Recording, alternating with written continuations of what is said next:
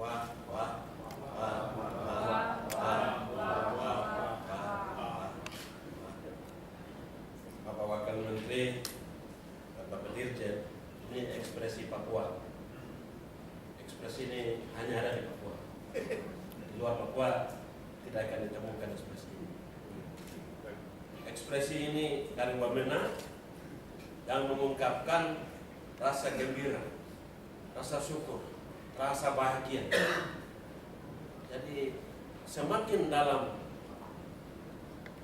perasaan syukur, gembira, bahagia ini, semakin banyak pengulangannya. Dan kalau tidak dalam ya mungkin satu kali sudah paham. Tapi kalau semakin dalam nanti banyak kali wah, wah, wah, wah, wah, wah, wah. Ketika seseorang yang sakit dibantu, ketika seseorang dihibur, ketika seseorang dikunjungi, tuan rumah ini menyambutnya dengan wah, wah, wah, wah, wah, wah. Pertemuan seperti begini luar biasa.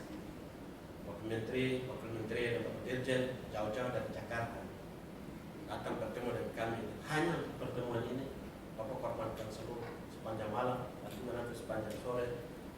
Ini luar biasa. Dan kami senang. Wah, wah, wah, wah, wah, wah.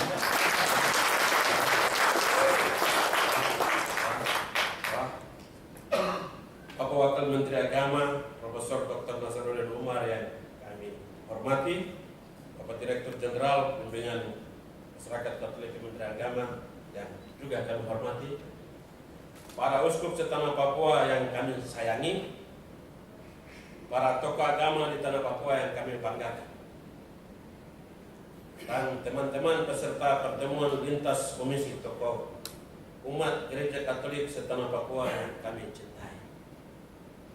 Wah, wah, wah. Pertemuan ini kami berdialog dan mendalami tema membangun semangat dialog umat beragama demi kerukunan dan keutuhan Negara Kesatuan Republik Indonesia (NKRI). Dan subtema dengan pertemuan lintas Komisi Tokoh Umat Provinsi Gereja Merauke setanah Papua di Jayapura, kita tingkatkan kerukunan hidup umat beragama. Pertemuan selama 3 hari ini diisi dengan diskusi, refleksi, plan. Orang bicara dari pengalamannya dan kenyataan yang dia lihat. Semuanya ini memperkokoh komitmen Gereja Katolik untuk berpartisipasi secara aktif dan penuh dalam memelihara kerukunan umat beragama dan keutuhan NKRI. Kami bertekad untuk memelihara kerukunan dan kesatuan NKRI, tapi bukan melalui kekerasan dan pemaksaan kehendak, melainkan dialog. Dan diskusi kami lakukan dalam terang kitab suci, dibimbing oleh ajaran sosial Gereja Katolik, dan diarahkan oleh pernyataan Presiden Susilo Bambang Yudhoyono tanggal 9 November 2011 tentang pentingnya dialog antara pemerintah pusat dan masyarakat Papua, serta seruan konferensi wali gereja Indonesia.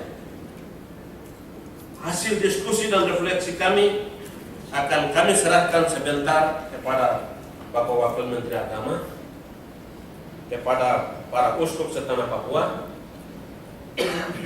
dan nantinya juga akan diserahkan kepada para tokoh agama di tanah Papua dan pimpinan agama, pimpinan gereja, serta semua anggota Gereja Katolik di seluruh tanah Papua, sehingga tidak ada rahasia dalam pertemuan ini, semua tahu.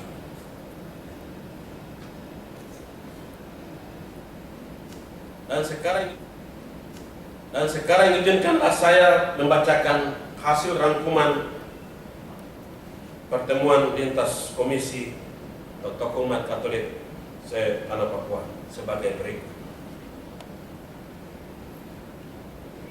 Kami menyadari bahwa kekerasan di tanah Papua merupakan suatu kenyataan yang terus-menerus berlangsung dari waktu ke waktu. Nah, itu merusak kerukunan hidup beragama, dan mengancam keutuhan NKRI. Kami sungguh mendukung inisiatif pemerintah Indonesia yang berkomitmen untuk menyelesaikan masalah-masalah di Papua melalui dialog terbuka antara pemerintah pusat dengan masyarakat Papua, seperti yang dinyatakan oleh Bapak Presiden. Sebagai warga negara, kami terpanggil untuk menjawab 4 pertanyaan yang disampaikan oleh Bapak Presiden Republik Indonesia dalam pertemuan dengan para pimpinan gereja di Wisma Negara 1 Februari 2012. Presiden mengatakan kita semua berkomitmen untuk menyelesaikan masalah Papua lewat dialog, tapi 4 hal harus jelas, yaitu tentang tujuan dialog harus jelas, agenda dialog harus jelas, format dialog harus jelas, dan mekanisme dialog harus jelas. Dalam pertemuan kami selama 3 hari, kami berhasil merumuskan dan menyepakati pertama, pokok-pokok pikiran tentang dialog Papua untuk menjawab pertanyaan yang diangkat oleh Bapak Presiden. Kami juga mengidentifikasi indikator Papua Tanah Damai